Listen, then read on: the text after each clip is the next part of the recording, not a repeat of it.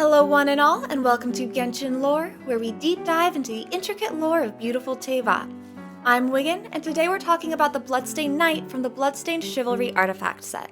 The Bloodstained Knight is one of the more important historical figures that we're introduced to through the artifacts, insofar as who else he seems to have been related to and what historical events he was involved in. So we're going to start by going over the original content, the Michiyo-provided lore that lies within each of the 5 artifacts, and then we'll close with some commentary on why I think he's so interesting. So let's begin. The Bloodstained Flower of Iron. It's a common white flower given to the knight by a rescued damsel. It is dried and hardened by the blood from all his bloodshed. Thanking him for his valor, the damsel offered a reward.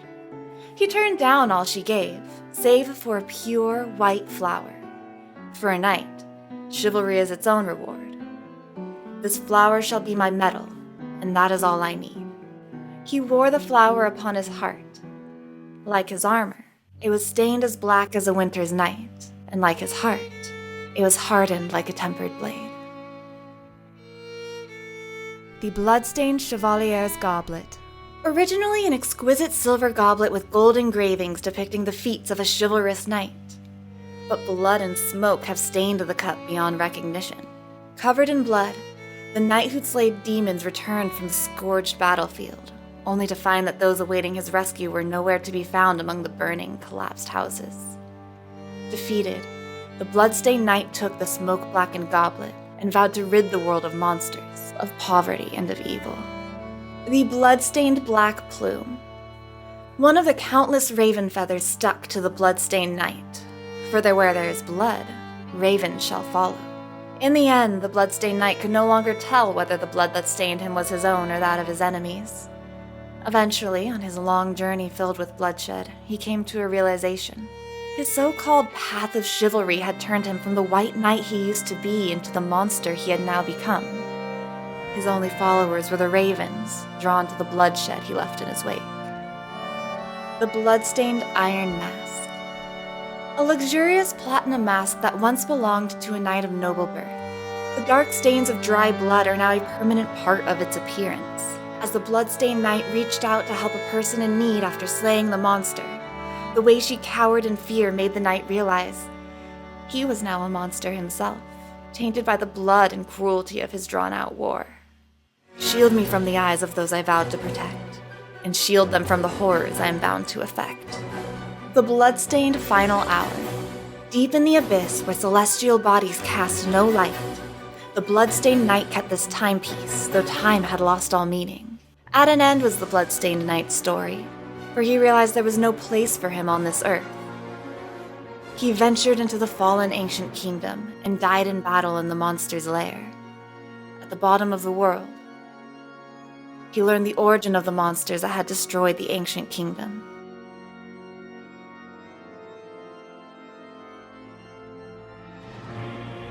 The ancient kingdom was wrongfully cursed, turning its inhabitants into monsters. The Code of Chivalry tolerates not such injustice. If Abyss be thy name, I pledge to you my loyalty. The Black Sword. A blade that thirsts after fresh blood will be awakened by its scent. Those who possess, wield, and nourish it will keep killing, till even a pure soul is blackened by bloodshed. There was once a bright white knight who longed ever for the path of justice. Clad in burnished armor, a mirror-sheen sword hung from his hip. Wherever there was injustice, man-eating beast, or fire in the distance, the knight would ride up in haste to cut, slash, and pierce. Following the teachings of the Wolf Pup, who taught him chivalry, justice, and swordsmanship, he cut, slashed, and pierced them from head to toe, till justice had run its course and the monster moved no more. I began to lose myself in cutting, slashing, and piercing. When my blade's edge met my foe's flesh, it sent a tingle up my spine. Ah, this must be the feeling of justice getting its dues. As long as I cut, slash, and pierce the evil in this twisted world, someday, it shall all be cleansed. Oh, foolish knight, slaughter in the name of justice is slaughter still.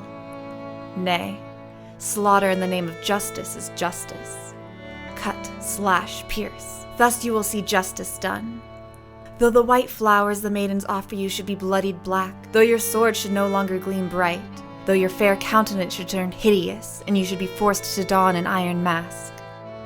Though those you defend cannot understand you, cease never. And so, the Bloodstained Knight persisted on his path, pursuing monsters in the name of justice, until he came upon an ancient, ruined realm where he discovered the ultimate injustice.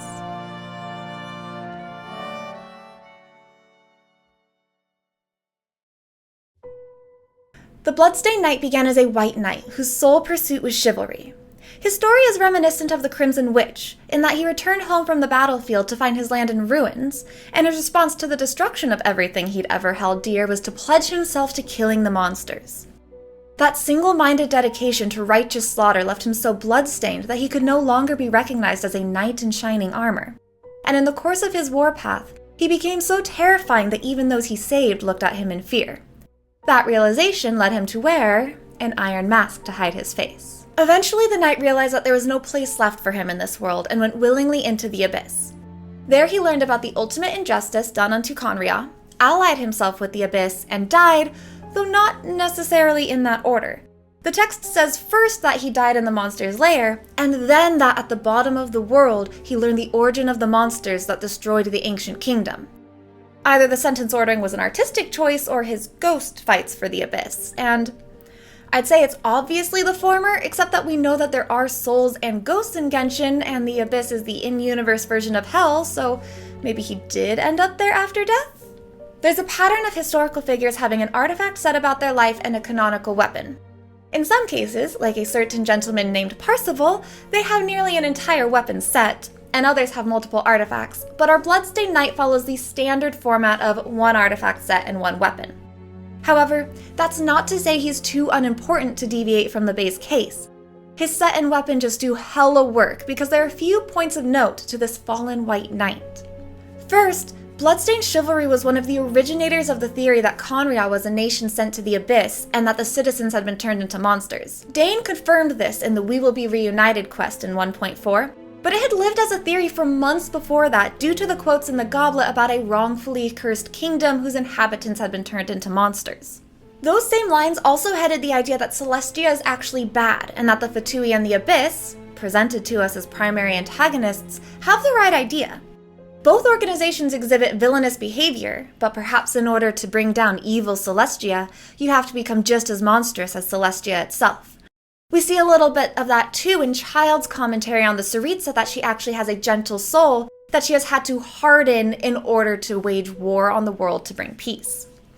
Just like the Khaenri'ah monsters theory, Bloodstained was one of the earliest indications that Celestia isn't the divine protector it's supposed to be, since whatever ultimate injustice he learned in the Abyss led his chivalrous heart to ally himself with the Abyss Order and turn on the island in the sky. I personally suspect that Genshin is more a world of gray morality than black and white, where every important organization is going to eventually reveal an angle from which they are in the right.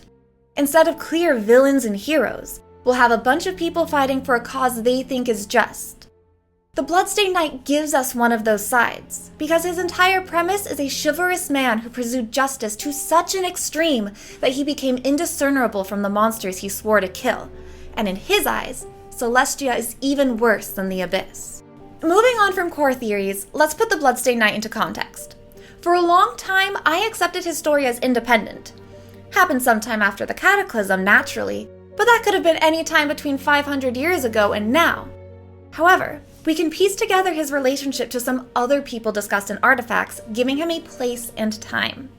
It's kind of weird to be talking as myself with the whole, The Black Sword says that the Wolf Pup trained the Bloodstained Knight in chivalry, justice, and swordsmanship. Wolf Pup, also known as Rotsam, is one of the most important cataclysmic characters that we have to date. He was the Grand Master's best friend, his right-hand man, and responsible for handling affairs that the face of the Knights couldn't be associated with. Rotsam died in the Cataclysm, and his loss hurt the Grandmaster so much that he retired in mourning, leaving Mondstadt without a leader when Durin attacked. That's the whole reason Venti woke up and had to call upon Dvalin to fight for Mondstadt in the Knights' stead. Being trained by such an important character not only tells us that the Bloodstained Knight was a Mondstadter who lived during the Cataclysm, it elevates his significance by association. In addition to being trained by Wolf Pup, the Bloodstained Knight seems to be the person who stole Maiden Beloved's heart. Bloodstained Chivalry's flower and Maiden Beloved's goblet share the exact quote, "This flower shall be my medal, and that is all I need." And she refers to him by the key phrase White Knight that seems to be the standard for alluding to this character across the lore.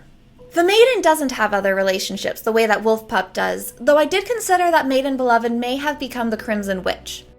Ultimately, I don't think that's the case because Crimson Witch and Rotsam seem to have had a thing going on, and Maiden Beloved is 100% devoted to the Bloodstained Knight.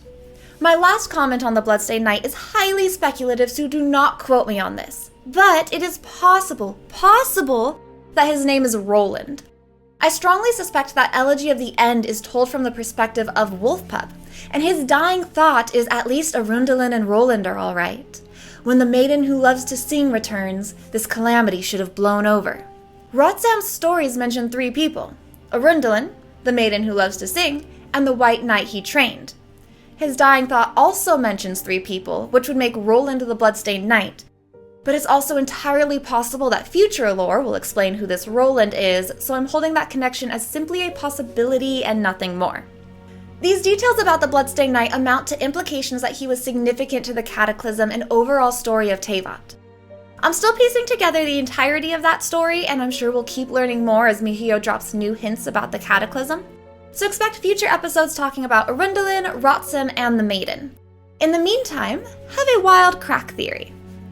Since the Bloodstained Knight lived during the Cataclysm, and the circumstances of his death and presence in the Abyss are unclear, he would have joined the Abyss right after Conriah was cursed to it. So early, in fact, that he could have become one of Lumine's first followers. So, high-ranking official of the Abyss Order, anyone? I hope you enjoyed this overview of the Bloodstained Knight. If you're so inclined, dropping likes, subscribes, popping into streams on Twitch, and sharing with your friends all help me a lot, and I really, really appreciate it. I also have a huge shout out and thank you to Cole Nerdre for doing the fantastic editing on this video, so make sure you check out his channel linked on screen and in the description. I look forward to your comments, questions, concerns, criticisms, and requests, and I will see you all soon. Bye-byes!